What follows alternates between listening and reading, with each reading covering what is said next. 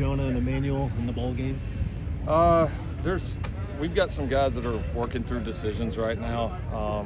We kind of made the decision instead of announcing it kind of here early while some of those decisions are getting made, that we're going to get a little bit closer to it to be able to give you all some clarity. And we'll announce all the guys that are playing as we get closer. But there's definitely still some back and forth with guys that have some decisions to make. So at the receiver position, just curious how you thought that group developed over the course of the season and going forward as you're kind of having conversations with those guys. What is the pitch to kind of convince them to stick around to go into next year? I don't know so much as convince. I mean, I think as you lay out the things that we want to do and you lay out, how we see them and like for every player now, every player's got to look at their own, situation and decide if they see that as a fit. And so we try not to get too attached to it. It's just kind of the world that we're in right now. So, very much convincing. This school's history of receivers, our history of receivers, our history of throwing the ball. This school's, there's really not any better place to go play it. So, I don't think the convincing is. I think it's more just looking for alignment, looking at guys' progression, making sure that we feel like it fits what we're going to need to continue to push to go forward and get better.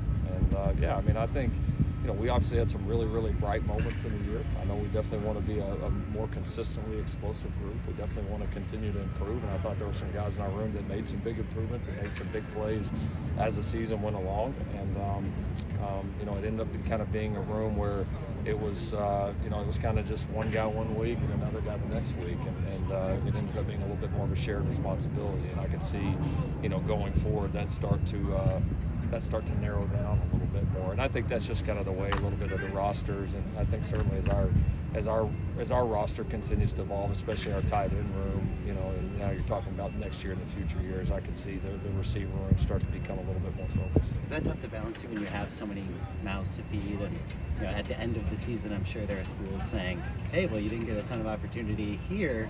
We could give you more there. Do you find that you're dealing with that conversation more maybe now? Yeah, everybody is though. That's just symptomatic across college football. It's part of it. Receiver rooms have always been part of that because it's no matter how many balls you catch or targets you get, it's you're always going to do a lot more running routes that you don't get the ball, and you're always going to do a lot more blocking than you do catching the ball. That's just the nature of the position. So we're confident in the room that we've built, the room going forward. We've had to make some tough decisions, and that's just part of the world right now. What did Brian Jackson show you both early to get on the field then and then throughout the season too?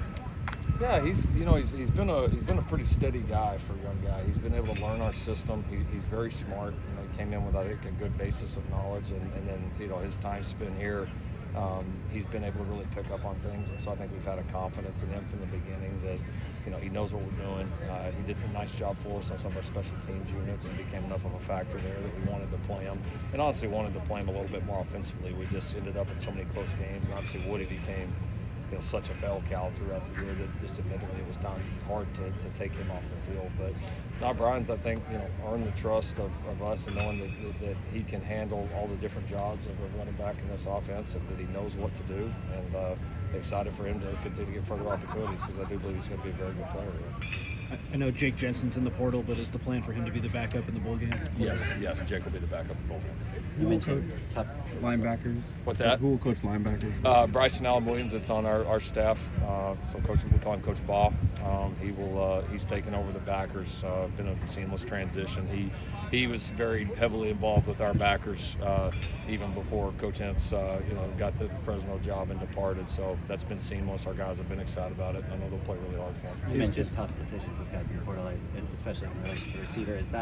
So can we assume that the tough decisions that were made had to do with the exits of Kyron and Deuce both? That was part of it? I don't want to get into guys' individual decisions and just those. I think those conversations are private and everything that way. I think it's just everybody's got to accept that this is the way of the world. Like the world understands that in the NFL that sometimes players make decisions to leave, sometimes players get cut. Sometimes there's not cap room.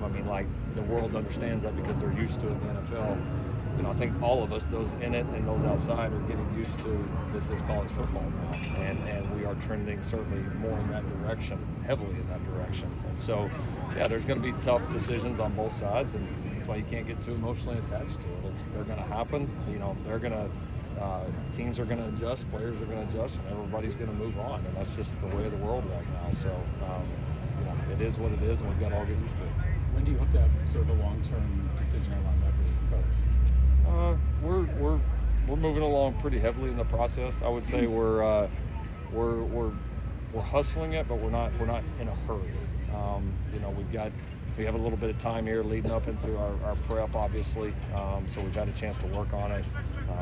Not surprisingly, we got a pretty fun candidate list that I think has a chance to really can make a great impact. So starting to be able to have some of those more in-depth interviews and visits with guys, and I think it helps us, maybe even some this year after being a year in this defense, a year with Coach Lynn, seeing the rest of the staff that we have around it. I think it probably gives you a better idea as opposed to kind of putting it together from scratch like we did last year of, all right, here's the other skill sets in the room.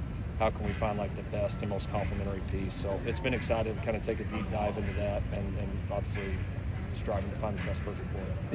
Is Coach Baugh a candidate? He is, yeah, for sure. I mean, he's a great young coach.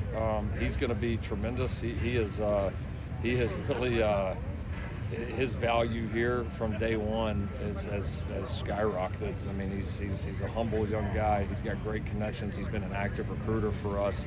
He's going to be a tremendous coach. So whether this is his time here, it's somewhere else. I mean, you never know with him, but like he's one of those guys you look at and say, hey, he's going to make it in this business. He's going to be a star in this business because of his work ethic, how invested he is in the players. You can tell his players really feel that, and that was why there was no hesitation to elevate him once the change was made.